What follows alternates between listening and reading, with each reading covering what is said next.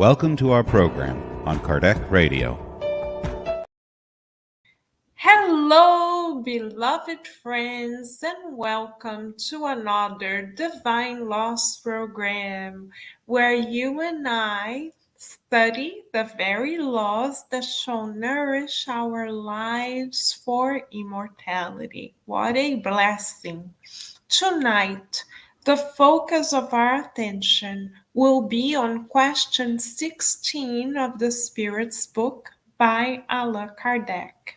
Let us now begin by reading the question, followed by the answer provided to Kardec and to all of us by the illuminated spirits. Let us begin. Kardec asks, adherents of the pantheistic doctrine claim, claim that it demonstrates some of God's attributes. Since there are an infinite number of worlds, then God is infinite.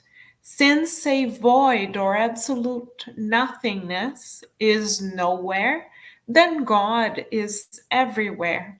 God being everywhere, because everything is an integral component of God, God infuses all the phenomena of nature with God's intelligence.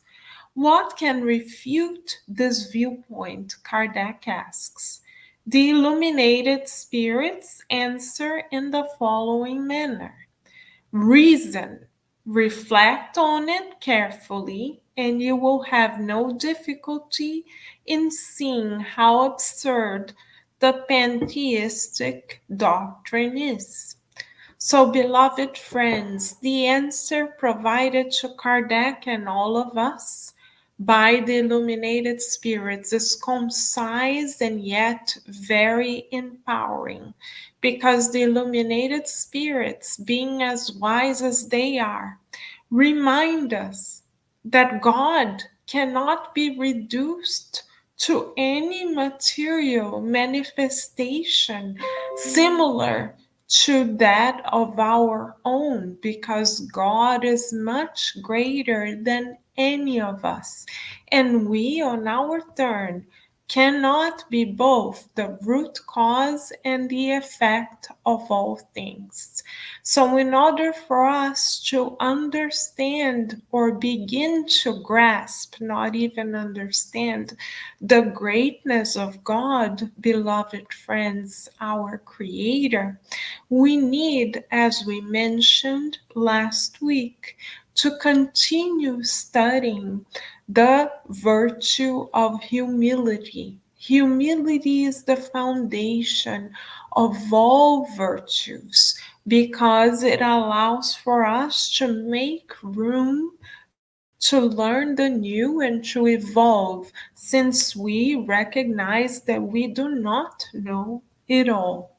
So last week, beloved friends, we recommended that we studied the book Thought and Life, where the Spirit Mentor Emmanuel, through the mediumship of Chico Xavier, devotes a chapter to this very virtue, encouraging us to practice it daily. So, along the same line of thinking, tonight we kindly recommend that we go back to Emmanuel once again, but now in a different book. We recommend that now we study the book 2,000 years ago, also provided to us through the blessed mediumship of Chico Xavier. We recommend that we read this book with much love in our hearts, first of all, because it is a masterpiece. Second of all, because it's filled with teachings.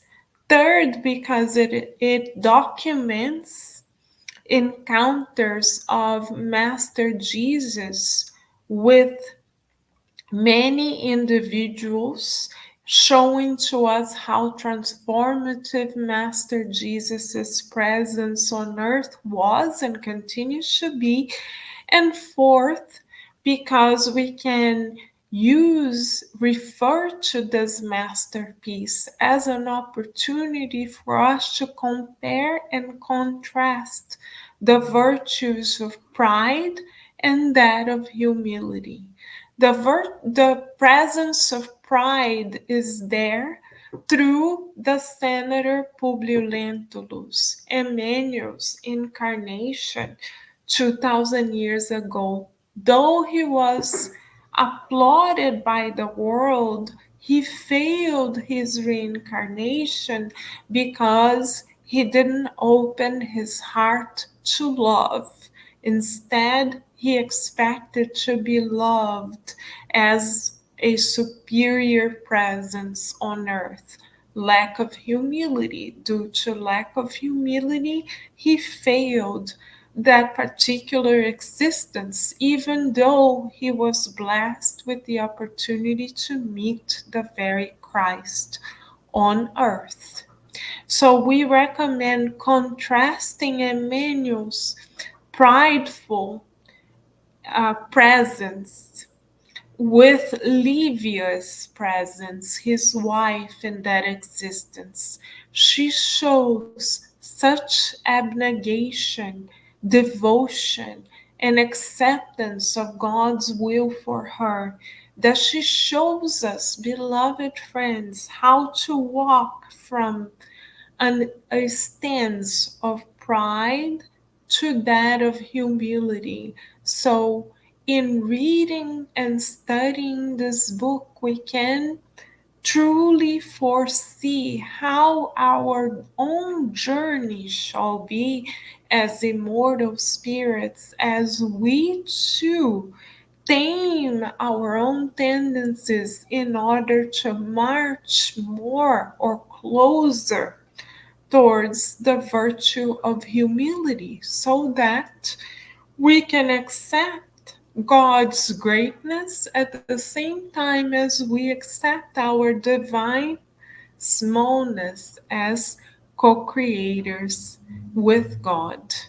So let us instruct ourselves, beloved friends, so that we continue to progress in this existence.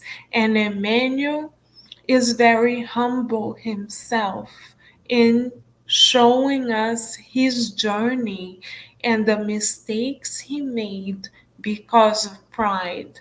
So let us identify the traps that pride creates for each and every one of us, including our inability to recognize God's greatness and superiority, and let us inspire ourselves in Master Jesus' presence as well as Livia's presence as she surrendered to God with loving humility. This is both our exercise and our goal together, dear friends. We pray so that our togetherness in the good becomes all the more productive as we instruct ourselves in order to transform ourselves for the better throughout immortality. So, this is our proposal from on high tonight. Thank you, beloved friends, for joining us. Thank you, Slavic. Thank you, everyone who is here live, whom we cannot fully see, and everyone who will join on demand. May everyone feel the embrace, the loving embrace of the mentor spirits who always kindly prepare these moments for all of us. Thank you for joining us, beloved friends. And as always, we look forward to seeing everyone again next time, right here on Kardec Radio, where we are always nourishing our souls. Bye for now, beloved friends, and many blessings.